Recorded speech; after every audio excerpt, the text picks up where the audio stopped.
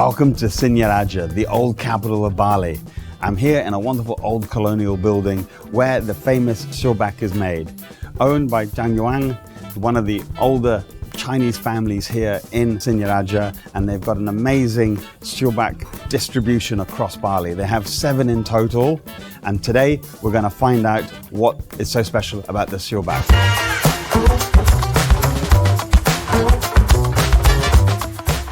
We're in Siobak Khe Lok, which is a wonderful Siobak restaurant serving the best pork you can have in Singaraja.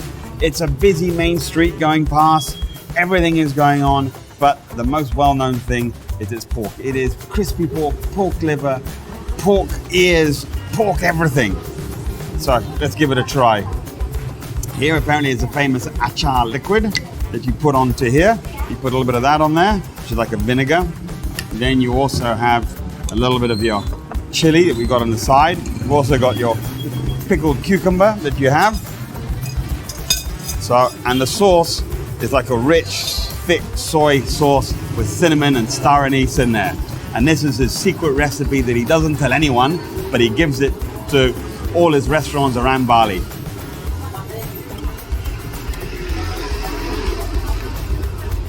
And that crispy pork is sensational. But the sauce is super sweet, so you do need to have a little bit of your chili and your achar timun on there. So this restaurant is so well known amongst the Chinese community that they all come here for their Siobak fix. It's almost like a sweet sort of rujak, but it's made with potato starch. It's nice and thick. Crispy skin, you can hear that crunch. Go one more time. There you go.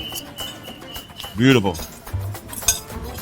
So, again, you know, these families that are here, they come, they bring dishes from what they remember when they were younger through generations. And this is how you tell how culture has still run through to the current day, because this is how you tell the DNA from people. For me, Singaraja is not only a stopover before you go to Java, but it's also a stopover that you should definitely make the effort.